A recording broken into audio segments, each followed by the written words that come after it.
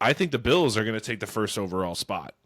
And The Bills already stomped the Chiefs this exactly. season in the regular season. That's their one loss was to the Bills. And so, yeah, they have the tiebreaker over the Chiefs. So the Chiefs just need to drop one game.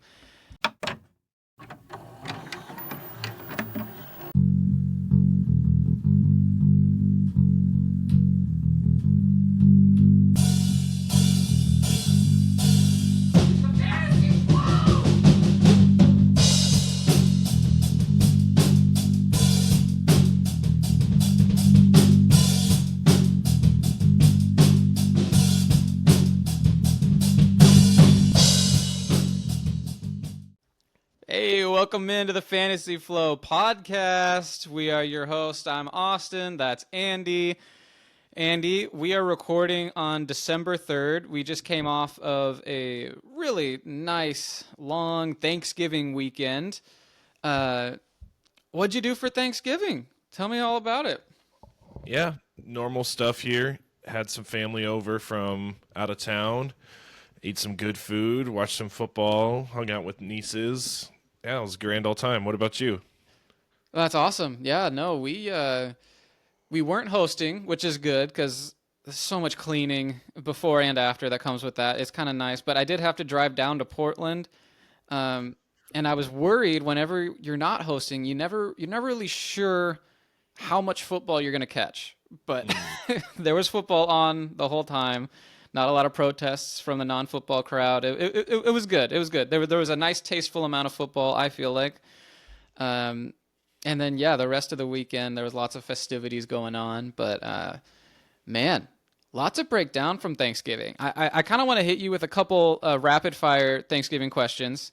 I feel like it's kind of obligatory if you have a football podcast to just talk about Thanksgiving food. So I wanted to just rapid fire here. Pick one: ham or turkey. Oh, turkey. Okay, okay. I feel like when turkey's done right, it's really good. It's easy to have a dry turkey, but Mm. people who hate turkey, I feel like just haven't had a good one yet. And I have very fortunate. I have some great cooks in my family. Yeah, we had some great turkey. Regular mashed potatoes or like sweet potatoes. I guess I'll just go with regular. Honestly, it doesn't matter. Yeah, I love them both. Um, Now, tell me this: is there such a thing in your family called a it goes by many different names, but it's a dessert and it has some sort of combination of jello and pretzels. No, no, no, No, no, no, not a thing. Okay. no. Get that out of here. Interesting, interesting. Okay, yeah, I've been asking around some of my other friends. They have this they all call it a different thing, but yeah, it's basically just like a layered pie that has like a layer of jello, a layer of like nice salted pretzels, and then like some more like cream regular pie stuff. And it's great. I mean, it doesn't sound great, but okay, sounds like that hasn't made it to No, Spokane yet. Okay. no, no. Not in the Phillips household. It's all about vanilla ice cream and pumpkin pie and a little bit of whipped cream. Oh, heck yeah. That sounds great. Yeah, Um, yeah. who didn't have a great time on Thanksgiving were the entire Chicago Bears. Oh, Most notably, Matt Eberflus, the head coach. Tragic sequence to end that game results ultimately in him having to face the media for like an hour, it felt like an hour, trying to explain why he blew the game. And then they fired him right afterwards. Just a brutal way to go out. Tell me, I'm, I don't know if you watched it in the moment, but I know we've all seen the replays. We've all kind of digested all of the reaction from it because it happened all the way back on Thursday. But tell me, what are your thoughts about the final 30 seconds of that game and the fact that the Bears had a legit chance to maybe win that thing or at least send it into overtime? yeah. I'm upstairs folding laundry, and my brother-in-law says, "Andy, get down here. The game's getting good." It's like, somewhat into the fourth quarter. I'm like, "Oh, okay. I'll head back down." And sure enough, it was just play after play, moment after moment. And then, yeah, so I'm just sitting on the couch waiting for this thing to end because now I'm actually enjoying this. And that sequence happens, and just like, okay, gotta call a timeout, gotta call a timeout. Not gonna call a timeout. They're not gonna be able to hike it, and actually does hike it, but nothing happens, and just disappointment. And right as the game ended, I looked over to my brother-in-law, and they said he's getting fired after that. And sure enough, the next day he got fired. Yeah, it wasn't just you. I mean, every football observer kind of knew that the writing was on the wall at that point because it already was, and then just a colossal clock management failure like that cost them another game. I mean, the Bears have been in both of the last two games, and that's not even accounting for the Hail Mary that Jaden Daniels unfurled on them. Like they're so much better than their record, the Bears. But it's just you only get so many chances, and you know he was already on thin ice to start the year, so no one was surprised by this. Right. But my reaction from it was that it's kind of like I feel like the blame should be like 70-30, 75-25 on Caleb Williams. He's the quarterback. He has the power to call timeout. He has the power to change the play. He has the power to snap the freaking ball if he wants to. Like, he did not know what was going on. He didn't realize the gravity of the situation, and it just seemed all too big for him. He was super lost.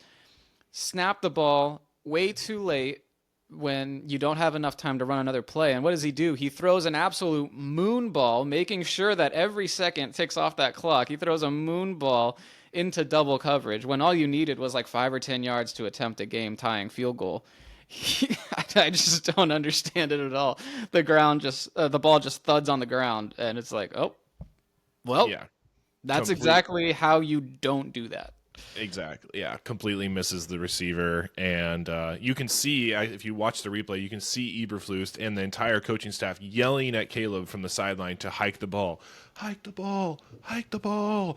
And it's like, dude, just look at the ref. Go screen. You've seen this from other coaches running down the sideline to the ref to say, timeout, timeout. And instead he's yelling at the quarterback that can't hear you, bro. Yeah. That the mic in his helmet turns off, just like every quarterback in the league. It turns off after a certain amount of time left in the play clock. So yeah, they can't hear you, and at that point, you know that's the 30% blame on Eberflus. You know you have a rookie quarterback out there, and you recognize the situation and what needs to happen. You got to go. Mm-hmm. You got to go bail him out, and it sucks that it has to be like that because then you're out of timeouts. But like you need to Better. step exactly. You need to manage the freaking game. So Yeah. Yeah. sucks all around, and yeah, we eliminated them last week, and it'll make for a very interesting conversation this week. Bengals also took an L. We eliminated them. We're doing pretty well, honestly. And you look around the league, and nearly every team that is sitting in a wild card spot right now got a W this week. Mm-hmm. Which it's difficult to choose a team this week, and like I said, we'll get to it, but I am feeling confident about where we're at and where the league is at, and the playoff picture is really starting to come into focus. Yep, I totally agree. You and me made some season-long side bets before the season started, and I love the track that we're going down here. So yeah, we're moving in the right direction, and I love keeping track of it on the side. Yeah. Some of those are aged pretty poorly, but others are Yeah, working out all right. some good, some bad. Yeah. Speaking of the playoff picture, our Seattle Seahawks got another W. This is 3 straight wins. And it was one of the most exciting games I think I've ever seen. Absolute chaos from start to finish. And we're still on top. We're still on top of the NFC West, and I think that's about the end of like the positive analysis from this game. Because the first thing I wrote down in my notes was that was the worst Seahawks win that I've seen in years. What do you think, Andy?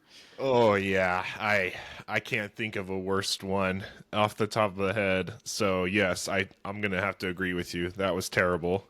Absolutely insane. I'll just read off some highlights. I know most people watching are roughly familiar, but yeah, worst special teams performance I think I've ever seen. Multiple fumbles from the kick return position, one of which we just fumbled the kickoff, gave the ball to the other team at the 10-yard line where they just got an easy touchdown.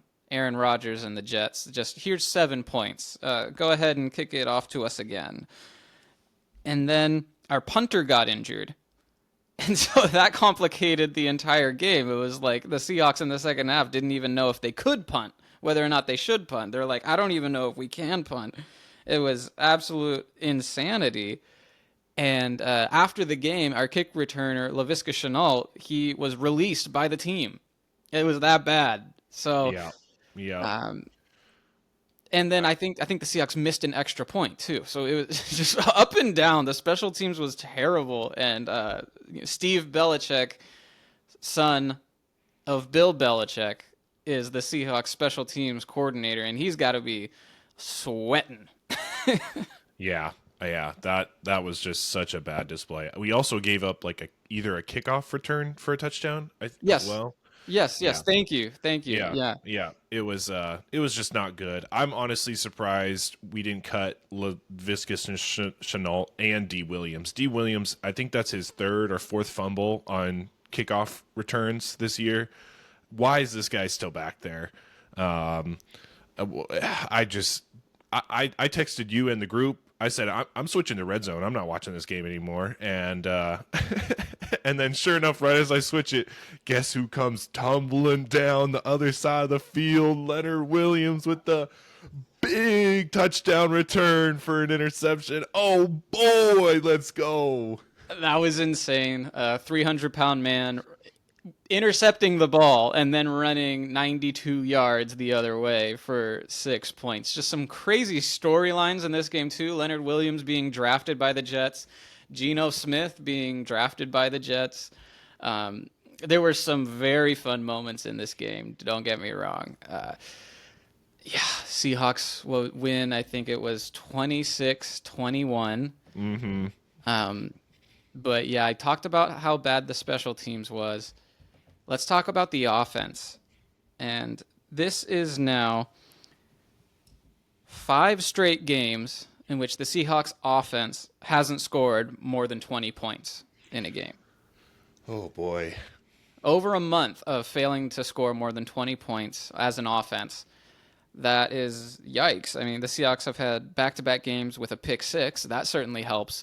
But something's definitely very wrong with this team, despite the fact that we're on top of the NFC West. Most notably in this game, there was a sequence where the Seahawks were on the goal line, inside the 5-yard line on 1st and goal, and they got 8 plays thanks to defensive penalties. They got bailed out, given another chance. They had 8 plays from inside the 5-yard line, ended up going for it on 4th down, not getting it, turnover on downs, and the Seahawks commit a penalty. So the other team didn't even start inside the 5-yard line. Or no, it was a huge sack. It wasn't a penalty. Geno Smith just took a massive sack on 4th down, which basically made it like a touchback or something that the other team just got to start nice and comfy. Absolutely inexcusable. And Kenneth Walker was not on the field for that entire sequence that I'm aware of. They kept trying to make Zach Charbonnet work. It wasn't working. And they were trying these dangerous passes, quick slants over the middle, giving me horrible flashbacks. I don't know about you, but just this red zone inefficiency is ghastly. I don't know if you had any thoughts about that drive. Yeah, I mean, it's just these like 4th and 1. We've seen it all year, just these 4th and 1 play calls where they run it right up the gut and of course get stuffed, or they do these risky passes like you just mentioned. There's something going on with the run game that we can't seem to figure out, and it's very frustrating to watch because we need it to survive. And I can't quite put my finger on if Zach Charbonnet is good. Is he bad? He helps us when we don't really think we need his help, and then when we really want his help, he struggles. It just goes back and forth, and oh man, it's so frustrating. It's crazy that the offense is this bad, and yet Geno Smith is third in the league in passing yards. Yeah, yeah, it is insane. I was in the middle of telling my wife how terrible Zach Charbonnet is for this team when he scores the game-winning touchdown at the end of the fourth Right? quarter. And I was Right? like, oh, well, never mind, I guess. I think Exactly. Kenneth Walker could have done it better, but okay. Yeah. Yeah, I mean, remember, I forget what game that was, but remember that like dime of a catch he caught in the corner of the end zone, like one-handed. Gosh, that must have been like week 3 or 4 or something like that. Like, let's see that come back. Like, let's see that Ken Walker Oh, yeah. make some plays. Like, where is that guy gone? Yeah, he's an absolute stud. I don't know why they take him off the field in the goal line situations, and everyone knows the offensive line has its struggles. Um, so yeah, I wish I could really dissect it a little deeper than that, but just know that the Seahawks offense is very flawed, and we're very fortunate to be where we are.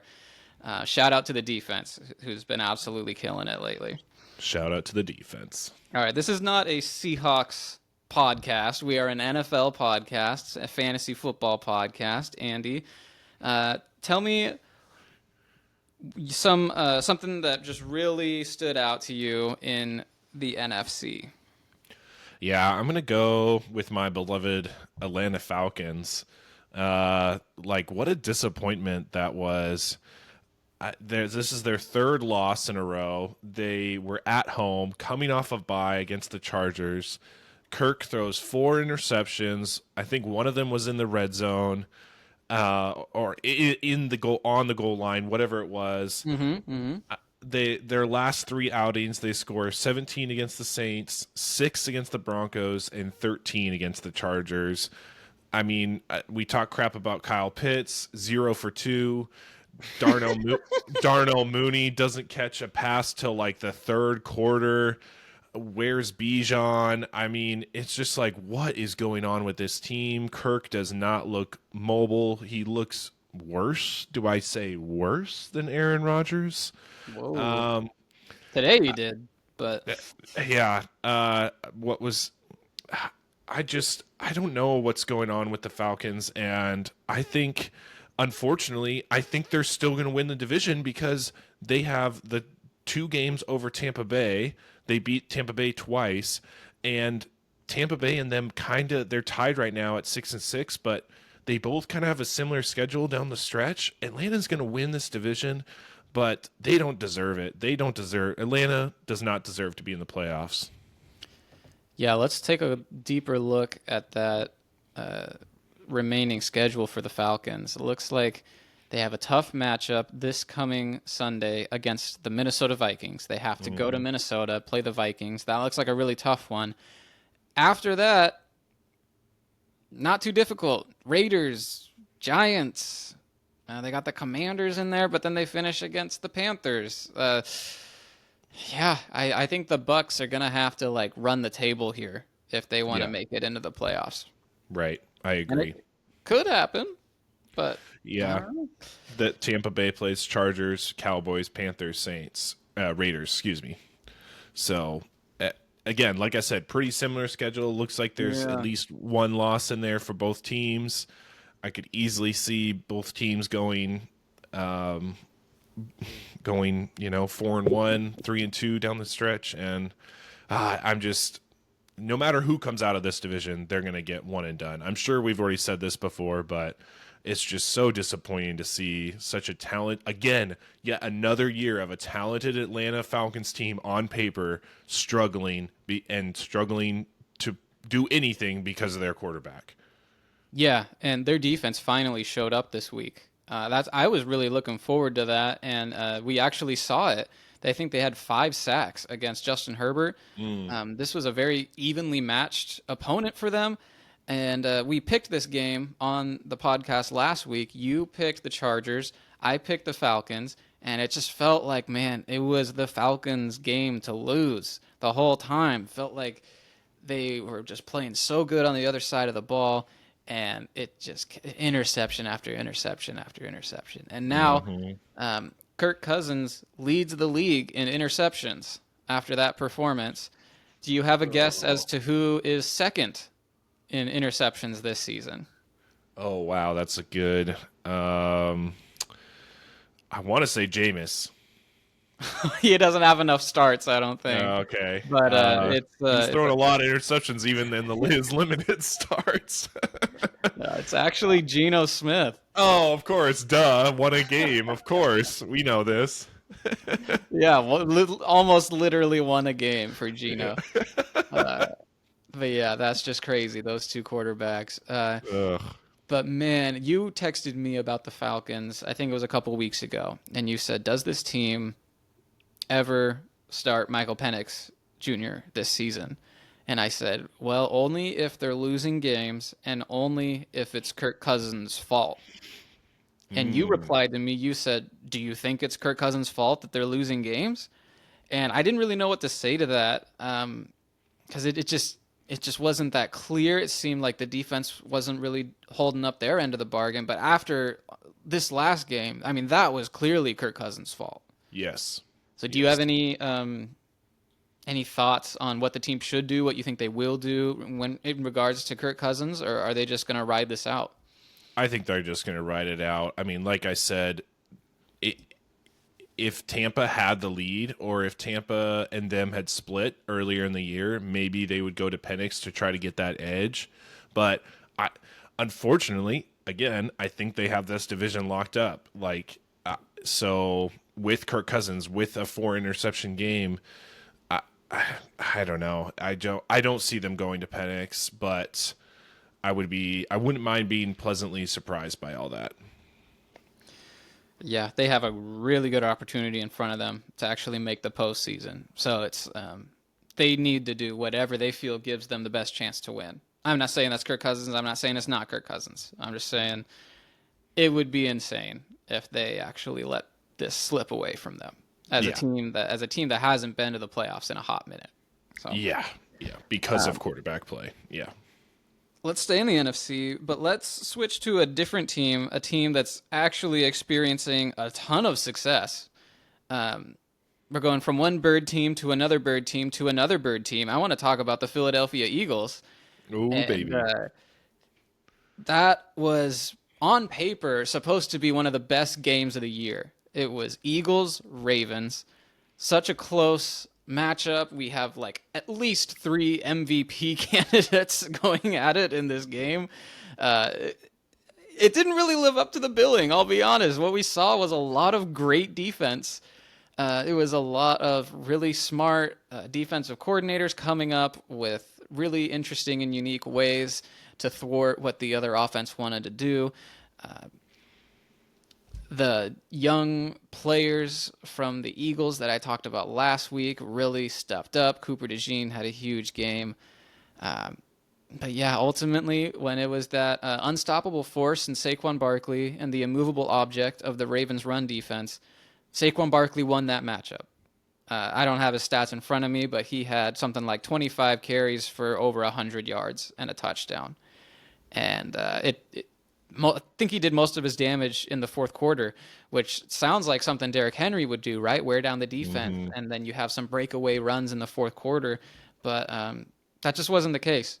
And I can't finish talking about this game. I can't flip it over to you before I mention Justin Tucker and the fact that he missed 2 field goals and 1 extra point. Obviously, if you just look at the numbers, that is the difference in the game. The Ravens only lost by, I think, 5 points. That's 7 points on the table there if Justin Tucker makes all of his kicks. But obviously, each one of those, if it goes in, it changes the rest of the game and the dynamics and the play calling and Right. everything. Right. I don't think it's fair to only blame Justin Tucker. I think the Eagles really took care of business against the Ravens, and they showed that they can play with anyone.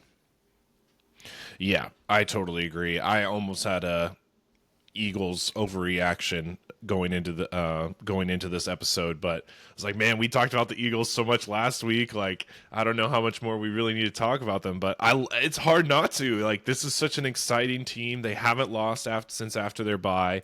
They are. As I'm watching the game, I'm like, man, what is going on? Like, this is not the normal Eagles. And then I have to say to myself, Andy, pause.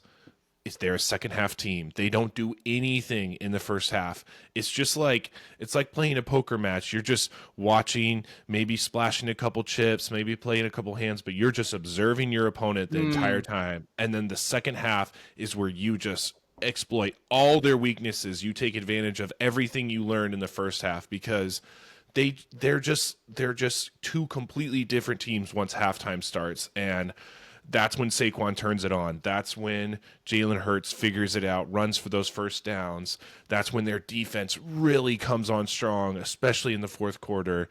I'm not an Eagles fan, but I love watching this team this year. that was great. I love that analogy. That's exactly what I was trying to say about like the defensive coordinator Vic Fangio and everything that he's doing. My overreaction is that the Eagles are the most dangerous team in the conference.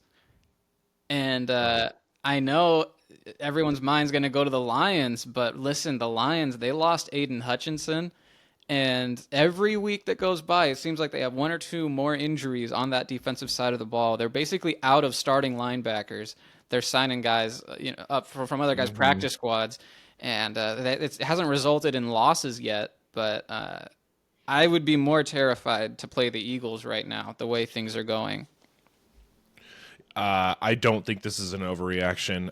The roles have kind of switched. If you think about from last year to this year with these two teams, if you think about last year, Detroit got hot right before, I mean, they were hot all year, but they got really hot right before the playoffs, and that led them to the NFC Championship game. And the Eagles, they were really hot early, and then right before the playoffs, they just, lost like three or four in a row. I could easily see that same thing happening, but just switching.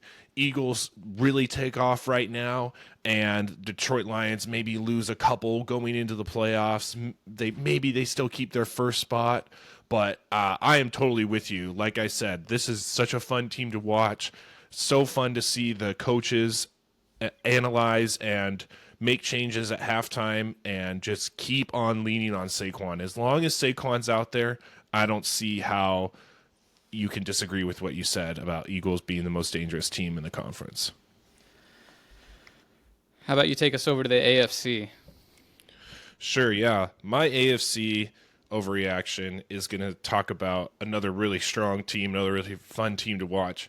That's going to be the Buffalo Bills. Mm. I think the Buffalo Bills are going to the AFC Championship game this year. I don't know who's against, but they are just throttling teams. They are not doing what Phillies are doing. They're just stepping on the gas and they are not taking their foot off.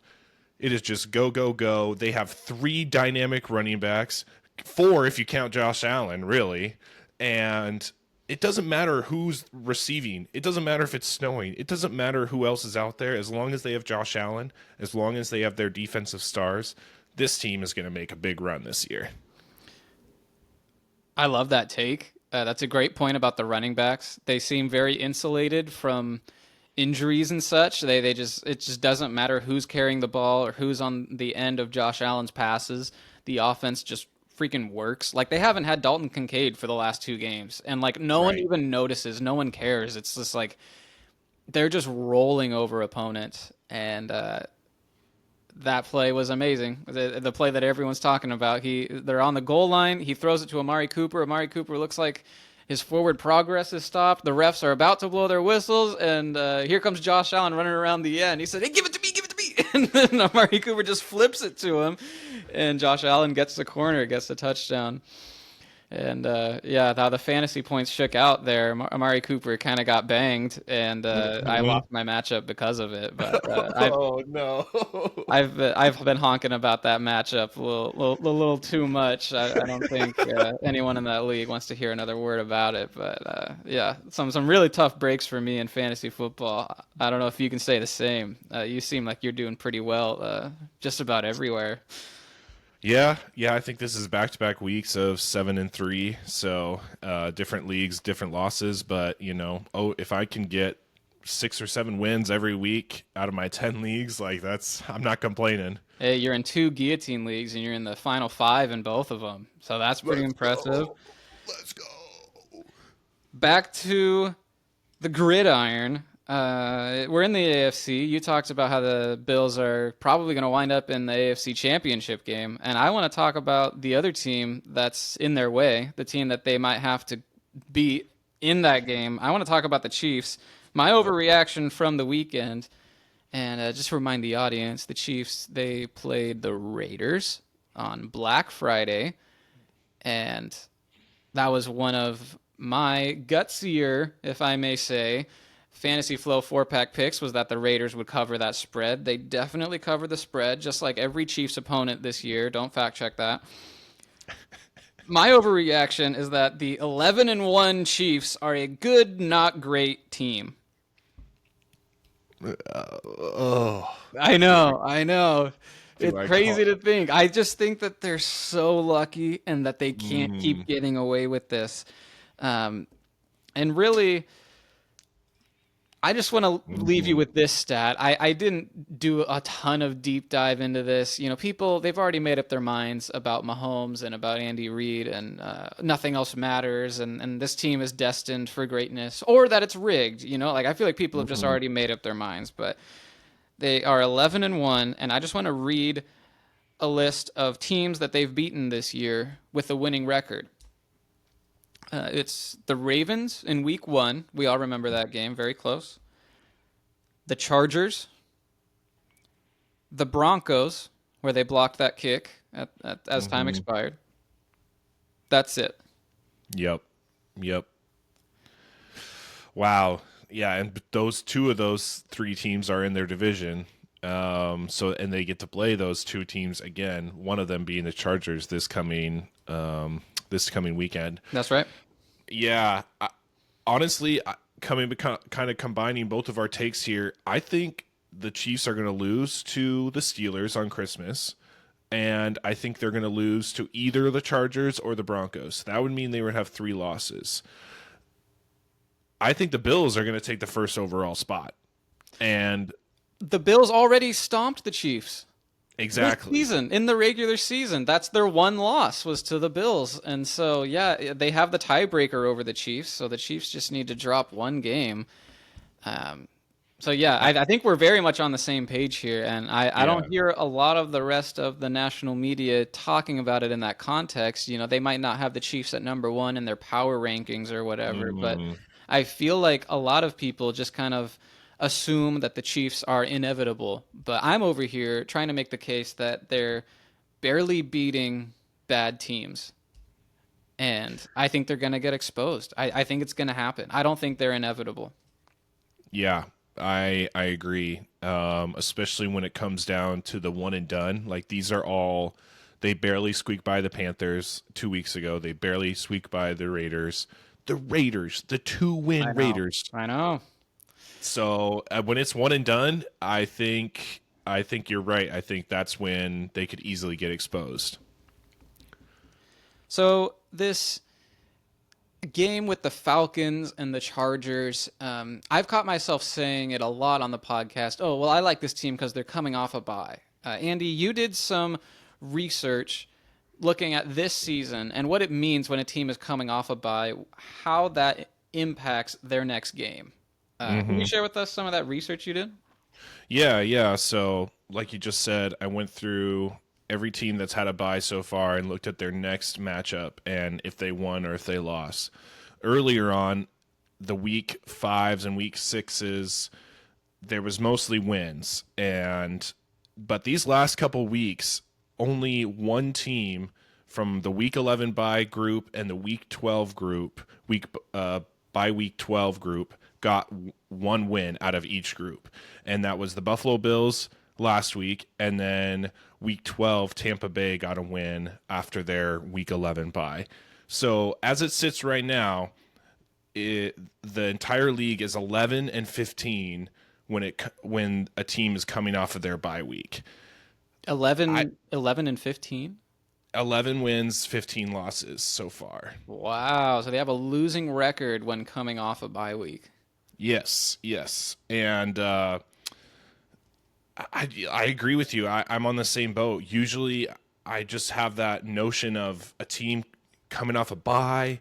they're more prepared. They've had a week to rest, especially if they're playing at home like Atlanta just did, like the Jets just did. Like Hmm. they should have a huge advantage going into this game, and they just fall flat. Like it comes down to coaching, I think, and it just comes down to overall quarterback. Like how much is the quarterback involved during that bye week, and how much is the quarterback doing to set their team up for success? How much is the coach doing? What is going on with these teams during their weeks off? Like I don't know. Yeah, It's weird to me. that's really good info, good insight. Obviously, it's a good question, and it's one that we will never get the answer to. Like, what does the quarterback do on their bye week? How involved are they? I think about, okay, are they in there grinding tape, looking at ways to expose their next opponent for 2 straight weeks, and that gives them an advantage, or are they just resting? I feel like both would give you a different kind of advantage. But yeah, we're just not seeing that actually come to fruition. So that's very good to keep in mind next week when we have all these great teams coming off a bye, like the Ravens, Texans, Broncos. Yep. Washington. Yep. Yep. Lots of great teams are on bye this coming week. So yeah, that's very good to keep in mind. Seems like just how well your quarterback plays and the strength of your opponent matters a little bit more than the situation. Yes. Yes. Totally. That's a good point. I did my own little deep dive on a different topic this week, and kind of ties into our next segment, anyways, where we eliminate a team from the playoffs. We say, okay, this team has no chance to win.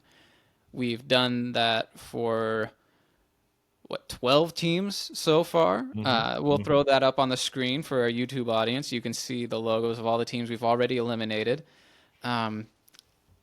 I did my deep dive on the NFC West because we haven't eliminated any of them yet. And I just don't know how long we can keep on doing that.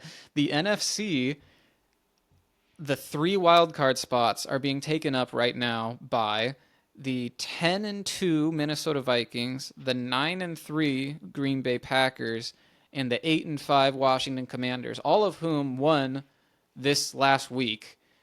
So they're just boat racing all these other in the hunt teams. So we kind of really got to buckle down and talk about, okay, who actually has a chance in this conference, who has a chance in this division, specifically the NFC West. So I looked at the remaining schedule for all 4 teams, and some things stood out to me, okay? There's a lot of divisional games left to go. I think that's the bottom line. All 4 teams have 2 divisional matchups left, at least. And the Cardinals and the Rams, they still have to play all 3 teams in their final 5 games. So there's a lot yet to be determined. However, I did have some nuggets that I think are very informative moving forward, and as we pick a team ultimately to say, hey, you have no shot. The first nugget that I came away with was the Arizona Cardinals. They're tied with the Rams at 6-6. I think, let me confirm this real quick. I forgot. Yep. The Cardinals have already beaten the Rams once, so they have the tiebreaker over the Rams as it stands right now. They're 6-6. They have those 3 divisional games, like I mentioned, and their other 2 games are against the Patriots and the Panthers. I'd have a hard time coming up with 2 easier cupcakes. Yeah. Yep. So I don't like that. Right. So it's 3 divisional games plus the Patriots and the Panthers. That's pretty soft. So I watch out for the Cardinals. That was my takeaway.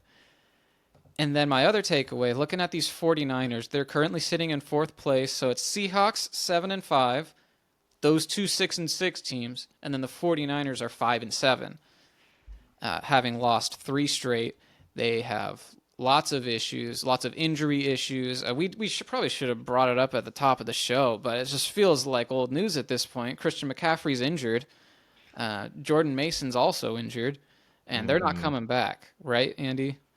Yep. No. Not not this year. They'd have to make the playoffs for both of them to come back. Right. So Ayuk is gone. He's not coming back. Kittle's dealing with injuries. Purdy's dealing with injuries. Coming off 3 straight losses. I'm looking at their remaining schedule. They have those 2 divisional opponents. They have the Lions still on their schedule. So that's a loss right there. So that puts Hmm. you at 8 losses. So you need to run the table just to have a winning season.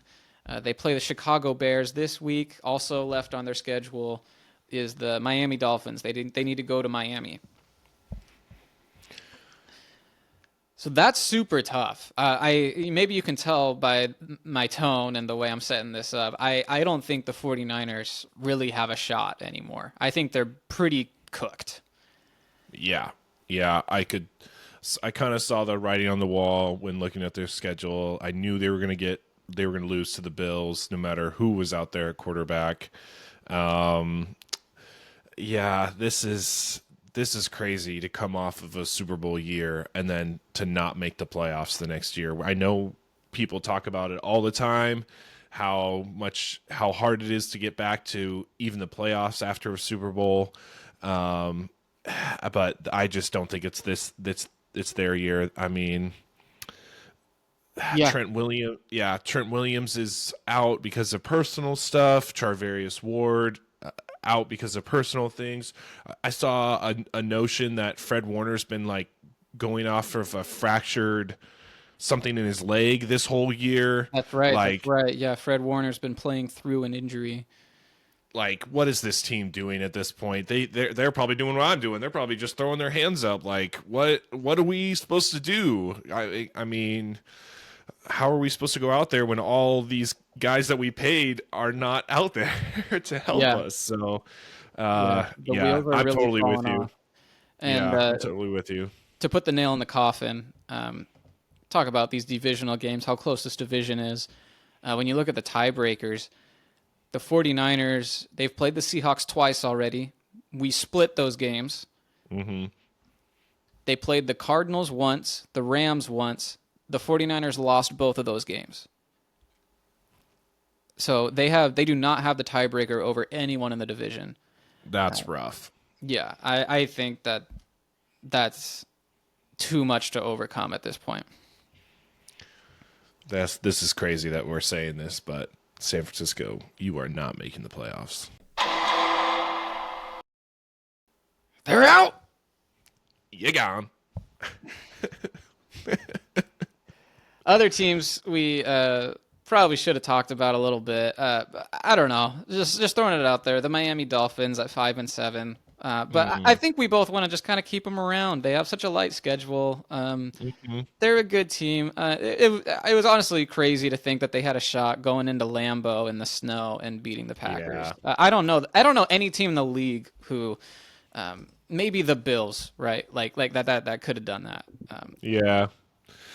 Yeah, you're right, but I still agree. I think we got to keep them and Indianapolis involved. I think after this next week, we kind of have to stay focused on the NFC West. We have to just kind of man, this is See gonna how get it tough. falls. Yeah.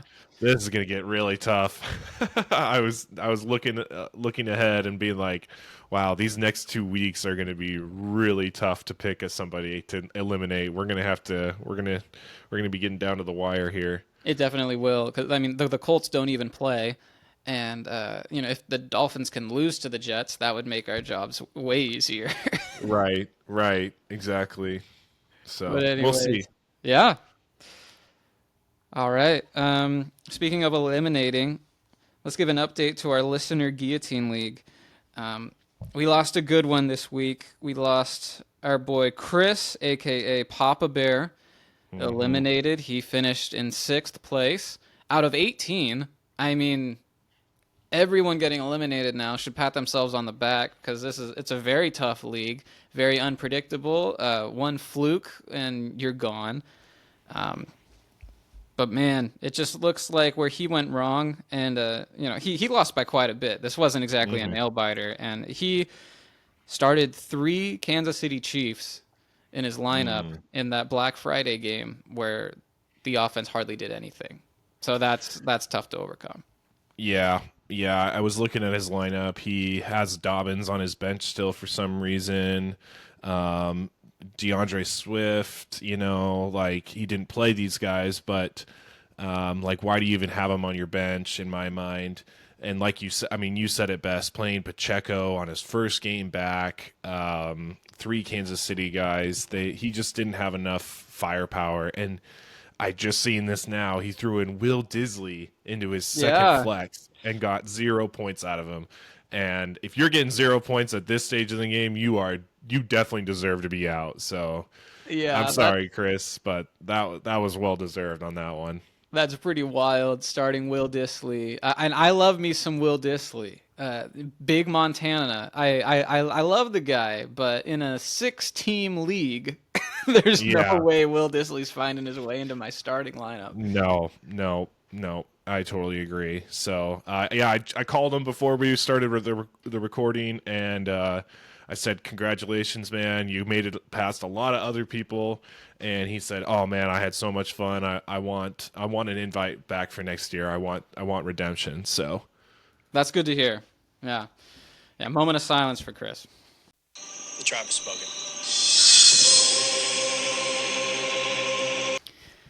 you go. All right, moving on to week 14. This is the last week of bye weeks. Like we said earlier, lots of great teams on bye.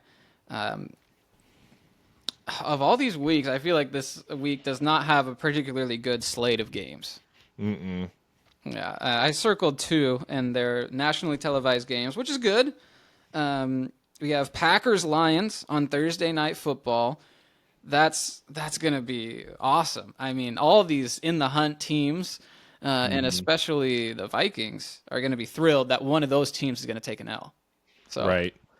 I have no idea who it's gonna be. That should be a very close game. I think the point spread had it at like 3.5 or something like that. Yep. Yep. Very close. Should be a great game. And then on the other side, another divisional matchup: Sunday Night Football, Chargers Chiefs. Are the Chiefs Man. going to sweep the Chargers this season, or the Chargers, who are kind of on a roll right now, are they going to actually pull the upset, go into Kansas City and get a win? You know who's on a roll? It's not the Chargers. It's Lad McConkey. Lad McConkey's freaking insane, dude. Oh my god, I can't believe I didn't save this stat. I gotta look it up here. You talk about Lad and the Chargers, and I'm gonna pull up a stat that's gonna blow your mind. Sure. Yeah. So the Chargers defense is arguably the best in the league right now. We've said this before on the podcast. We thought Jim Harbaugh was going to take a year or two to make this Chargers team really good. Well, they're already here. They're really good. The defense is really good. The offense is flowing through Justin Herbert, and they don't really. It's crazy that they lose Dobbins, but yet their offense still has enough firepower. And what we've seen throughout the league is kicking matters, and they probably have the best kicker in the league, if not the top two or three.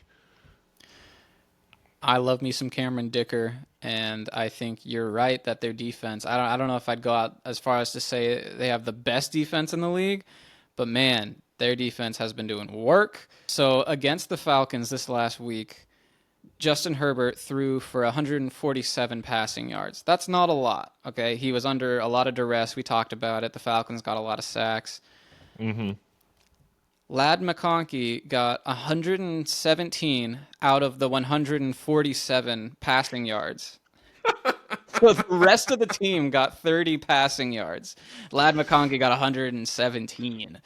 Oh my gosh. 9 catches.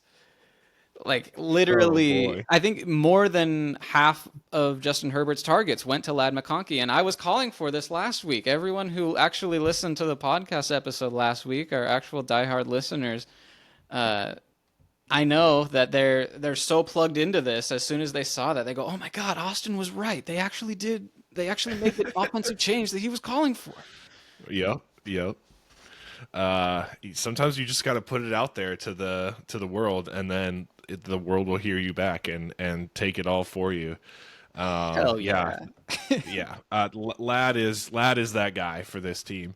One other matchup I want to highlight because there is a certain player that said, "Oh, you caught 9 passes for 100, a buck and some change." Well, let me do you one better. I'm talking about Jerry frickin' Judy, dude. What a game! How can you not be excited for this Steelers Browns rematch coming up just 2 weeks removed of the snow globe game? I mean, Yeah. the Browns are going to throw it. The Russ is definitely back, and they're going to throw it around too. And like the over under on this right now is 43.5. This game is like one of these teams alone, as we just saw, can score 43 points. So man, definitely taking the over on this, and I'm just looking forward to seeing Jameis slinging it all over the field. That's a great call. I haven't seen what the weather looks like for this game, but yeah, I mean, Steelers Bengals went for over 80 points. It's just absolute insanity. And yeah, there was so much smack talk after the game last time these two teams played, which was just 2 weeks ago. Just like Seahawks Cardinals, a little foreshadowing there for later in the episode. But just 2 weeks ago, yeah, all the Steelers players were saying, "Oh man, the Browns are so lucky it snowed. They're so lucky we couldn't play our game. You know, if we were both at our best, they have no shot." Oh boy. I love it. I love it. And the NFL did such a great job of just backloading these divisional matchups. And yeah, I mean, the Browns are sure they're out of it, but it's going to be a great game. I think you're absolutely right to kind of point that out as Yeah. just a perfect game for that. I think it's the early morning window. Yeah, it is. So that's going to be a ton of fun. What do you say we talk some fantasy football? Yeah, yeah. I'm just gonna go rapid fire real quick. I'm gonna talk players that I'm flowing into my lineup. I have a quarterback, a wide receiver, and a tight end. Quarterback, I'm gonna go with Caleb Williams with the Chicago Bears going against the 49ers. I think this is that we've seen it all year. We've seen it in years past where the coach gets fired that next game the offense is flowing. Chicago probably gets the win because of that whole weird juju that's Hey going now, on. hey now. We've seen it all year. We've seen it happen. So I'm going with Caleb Williams as my quarterback. I'm going with Calvin Ridley as my wide receiver for the Titans. Excuse me. He's going up against the Jaguars. Nobody cares about that game, but they're going to have to probably start Mac Jones for the Jaguars. And then lastly, I'm going with whoever the tight end is for Dallas. It doesn't seem to matter, apparently, as long as you have tight end under your position title and you are for the Dallas Cowboys, you're probably going to get a touchdown this game with Cooper, the next game you play in with Cooper Rush. So whoever is at tight end this week for the Dallas Cowboys, I'm plugging them in. Yeah, it's kind of that safety blanket they talk about a lot with rookie quarterbacks. Well, the same goes for backup quarterbacks. It's just a nice, reliable, big target, especially near the goal line, it would appear. So I like that. I like all those picks. I'll go ahead and give some for my flowing into my lineup. I went spicy with some of these flow in and flow out players. I don't know. I was on one earlier today when I was looking at this, and when I say on one, I mean I was just in a really interesting mood. I was just feeling edgy, you know. Feeling spicy. I don't care what anyone thinks. Yeah, I'm just gonna let it rip. So Do it. I'm flowing Sam Darnold into my lineup. Yeah. We've got 3 straight good fantasy games, and this is a great matchup going into Atlanta in their nice, cozy little dome. And their defense had a good performance against the Chargers, but how deflating is that loss? Like, I just don't know how that team's going to respond.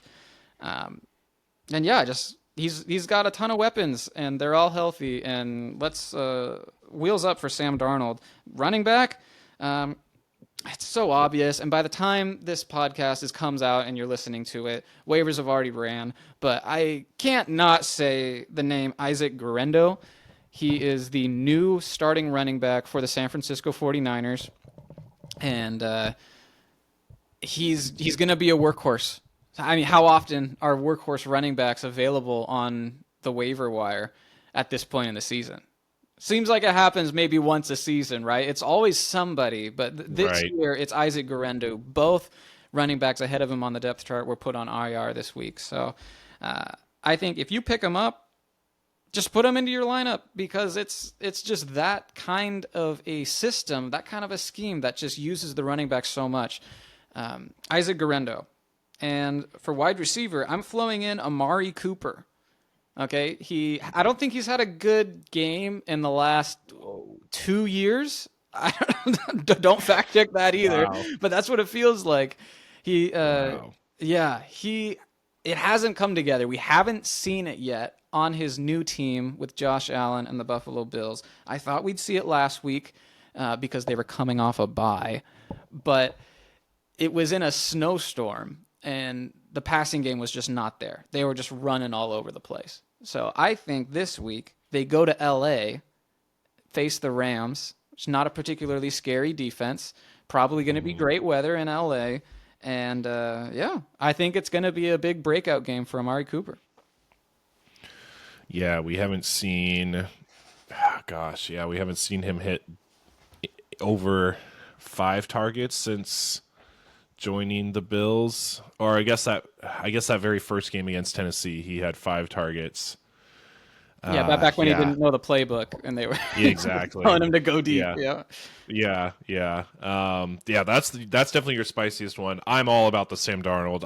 I'm looking for him on my waivers already, and I definitely love that pick. Okay, flow out. These ones I might spend just a tad more time on. First one, I'm going Ken Walker with the Seattle Seahawks. We just mentioned how there's something up with the run game. I'm looking to fade Ken Walker going into this game against Arizona. I'm probably looking to fade him the rest of the year. What do you Oh, think? no. I will not put that out into the universe. I mean, you can, it's probably smart, but I just have him on too many teams. I can't afford to do that. So, That's fair. but yeah, you tell the people what they need to hear. I just there's what he's getting 6, 7, 8 points a game these last couple games. And fantasy points. It's so infuriating because he's supposed to be your running back 2, maybe on some teams your running back 1, and he is delivering not even flex worthy points when you're starting him. And I'm tired of watching it on the TV screen, and I'm tired of watching it on my phone when I see the results. So I'm putting him into the bench until I see something different. Yeah, I mean, like we said at the top of the show, something is wrong with the Seahawks offense. Right. I am going to take us back 2 weeks ago when these two teams played in Seattle. The Seahawks won 16-6, and no one had a good game except for Trey McBride and JSN. That was basically it. And Right. you know, maybe this is like whatever point chasing is. Maybe we're doing the opposite, where we just say, "Oh, they had a bad game. Let's just double down and assume it's going to happen again." But I have Kyler Right. Murray as my first player that I'm flowing out of my lineup because he did have such a terrible game against the Seahawks 2 weeks ago. The Seahawks defense has been rolling. This is back-to-back games with a pick six, and yeah, I just don't want to start anyone, especially not someone who just put up 8 points against the Seahawks in a loss Yeah. where they only scored 6 points. Like you're asking for it if you start Kyler this week, in my opinion. Yeah, that's a good point. It is hard to beat the same team twice, but yeah, I'm totally with you there. I would have a hard time with Yeah, hard to beat the pick. same team twice, but the Seahawks have beaten the Cardinals, I think, 6 times in a row. Yeah. Going back, so whatever. We got that. That being said, I do also want to share my second player that I'm flowing out of my lineup because it is another Seahawk, and it's DK Metcalf. Wow. DK Metcalf, he's great. He's great to watch.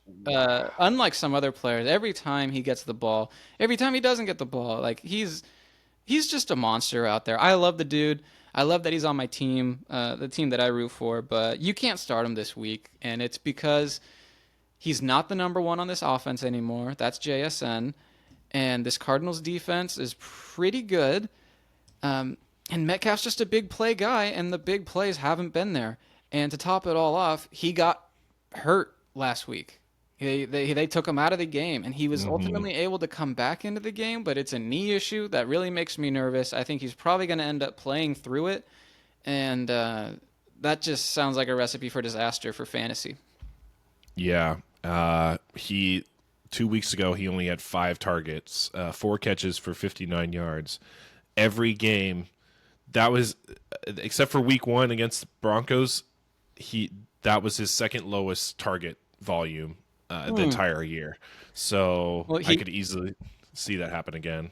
Yeah, that's just tough. I don't know if that's a schematic thing that the Cardinals were trying to take him out of the game or what, but yeah, man. I don't know. I just don't like it.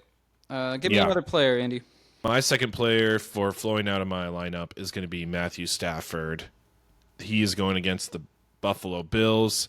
The Buffalo Bills like to roll teams over. And, gosh, there has been something going on with Stafford where he looks good like the first couple drives and then just falls flat the entire rest of the game and maybe gets a garbage touchdown. This guy is like, if I was a Rams fan, I would be so infuriated watching Matthew Stafford because one game he gives you so much hope and then the next he just lets you down. Yeah, that's so tough. It just feels like a good play because he has Puka Nacua and Cooper Kupp, and you just think of the Rams as this high-flying offense, but that just hasn't really been reality. Right. And then the Bills are just, how can you start anyone against the Bills? That's so tough. Yeah, I agree. My last player that I'm flowing out of my lineup is someone who just recently popped off for 20 plus fantasy points, and I'm over here saying do not fall for it. Don't point chase. It's a totally different game. I'm talking about Najee Harris, running back for the Steelers. He's going up against the Cleveland Browns. Very similar to the Cardinals Seahawks. Steelers Browns played each other 2 weeks ago, and Najee had a bad game. And I think he had a bad game because this Cleveland Browns defense is really, really good. It's just a tough matchup. It's not going to be an 80-point scoring fest like it was last week against the Bengals. This is going to be a tough, gritty, ground and pound game with a lot of punts. That's my prediction at least. And I don't think you're going to see the same sort of output from Najee Harris in this tough divisional game as you did in last week's light, soft, cute. What am I looking for? It Fan fest. Oh my gosh, yeah, the Steelers Bengals game. It looked like an FCS college game where it's just like every possession was a score. It was just was it a touchdown or a field goal? Is kind of how it felt. Yeah, Jalen Warren's definitely been getting more involved with the Pittsburgh Steelers and getting those pass catching from Russ a little bit, so stealing those volumes away from Najee. I like that pick. It's hard not to start a Pittsburgh guy at this point, but I totally agree with you. My last guy is going to be Darnell Mooney. This guy, again, talking bad about the Atlanta Falcons. Let's just see and wait what happens. I know he leads the league in over 20-yard plays or whatever. We might see a quarterback mid-game. So a quarterback switch mid-game, excuse me. So let's just hold off on Darnell Mooney. Start your Drake London, start your Bijan, but my opinion is just to hold off on this guy. All right. Asking for a friend, would you start Darnell Mooney or Marquez Valdez-Scantling?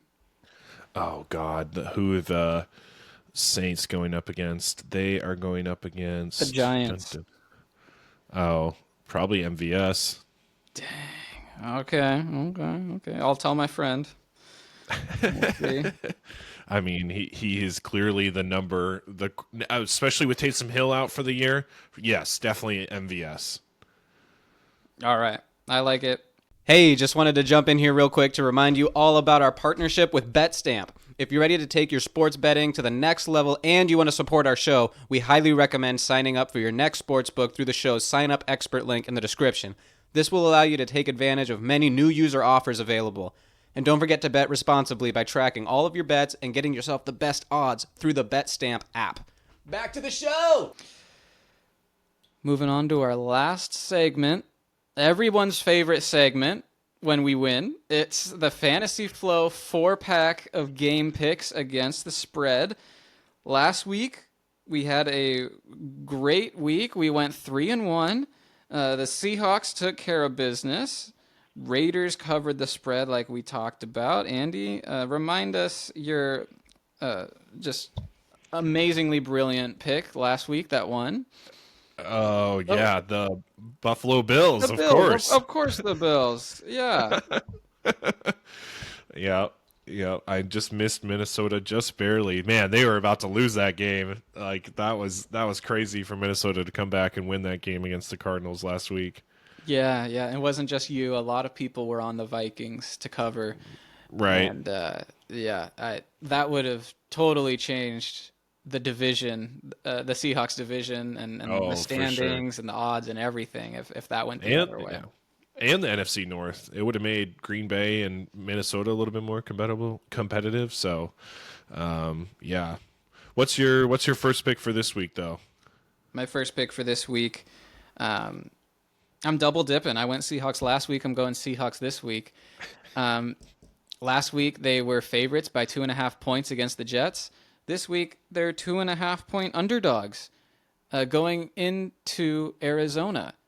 Why are they underdogs? We just beat them. We beat them 2 weeks ago, and now we're underdogs? That doesn't make any sense to me. That was just kind of some sticker shock, as well as some homerism, I'll admit. But I'm just like, come on, this team's on a roll. We've beat the Cardinals 6 times in a row. Like, why are we underdogs? Give me Seahawks. Give me the points. Let's go. I love it. Why not us, baby? Let's go. Yeah. I'm also. I think we're both kind of double dipping. I'm going back to the Bills pool here. They're favored by 4.5 against the Rams. If they can be favored by 7 against the Niners and more than cover that, they're definitely going to more than cover against the Rams here this week. Yeah, some people call it confirmation bias. Some people call it take lock. We call it just having the stones to stand by your pick, okay? We're just sticking with the teams that we won with last week. And Why not? watch it work, okay? Watch it work. Watch it work, baby. My second pick, I raised an eyebrow when you alluded to it earlier this episode, not because I disagree with it, but because I agree with it so much that you were taking some shine away from my pick. I'm taking the Bears plus 3.5 against the 49ers.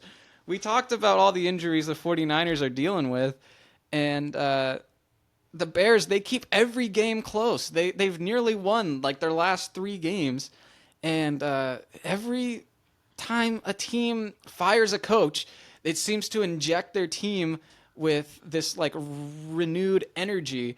And so I'm really excited about this Bears. I think they could win outright.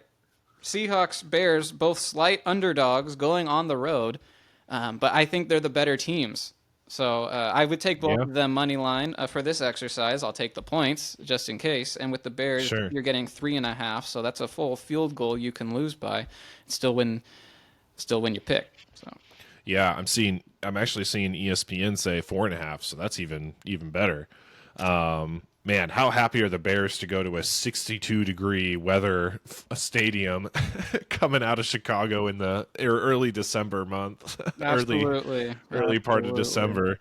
My last pick is let's go back to the well. Let's pick the frickin' Raiders again, man. Plus, hey, that's my team.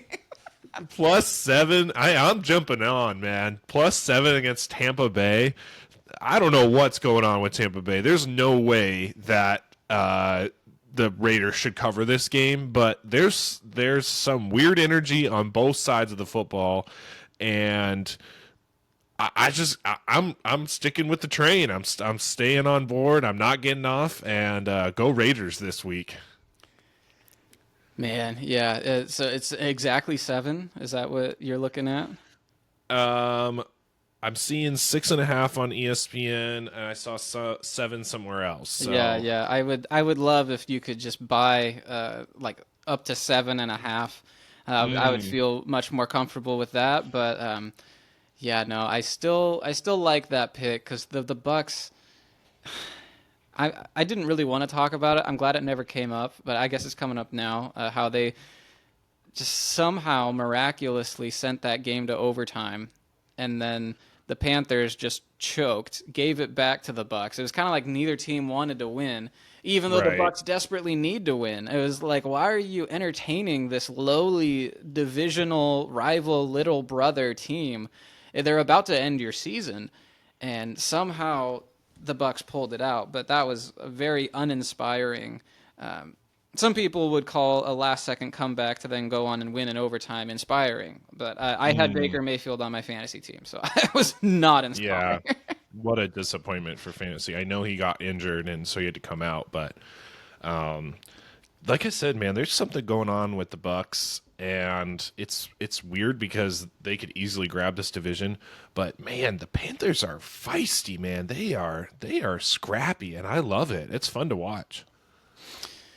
Yeah, yeah. All right. Well, those are our 4 picks. Well, we got 3 underdogs, and then the Bills to cover against the Rams, right? Yep. That's it. All right. So we just happened to pick against all 3 Seahawks division. Oh Me. wow, yeah, you're right. I would I'll love take it if that's how it worked out. Yeah. All right. Well, I think that's all we got for this episode. Thanks for rocking with us. And yeah, good luck to everyone this week. And we'll see you next time. See ya. Thanks. Thanks a ton for making it to the end of the episode. You're a real one. Don't forget to like and subscribe. That's a free, easy way to support the show, and it really helps us out. And leave us your comments down below if you're on YouTube, or send in your questions at thefantasyflowpodcast@gmail.com. Until next time.